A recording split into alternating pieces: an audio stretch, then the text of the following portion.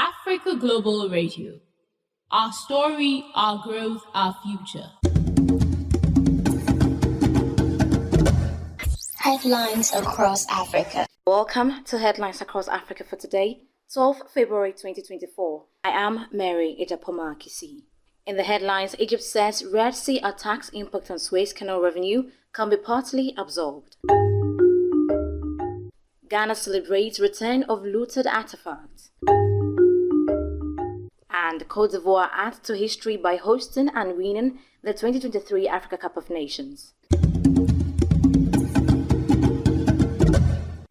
Egypt's Finance Minister Mohamed Mayed says the impact on Suez Canal revenue of the Red Sea attacks on vessels could be absorbed to some extent due to previous growth, which had been doing well before the incident started.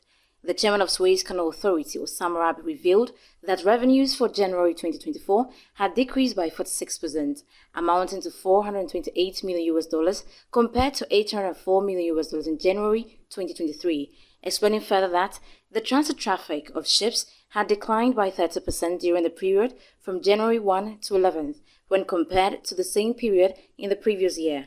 According to Moyit, the government was planning to rely more on the private sector in terms of project expenditure.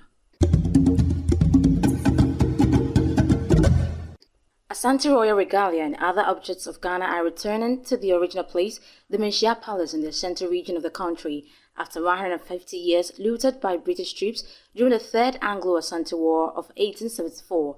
Being symbols that connect the people of the heritage, the items were welcomed with rituals and ceremonies. The return is seen as both a healing process and a chance for economic growth through tourism. The repatriation of these items signifies a significant turning point on Ghanaian history, as well as a global dialogue on cultural heritage restitution. Some experts have predicted that this will start a global debate and inspire others to evaluate the source of their holdings. 2023 AFCON hosts Cote d'Ivoire wins the tournament's title after a 2-1 victory over Nigeria in the finals.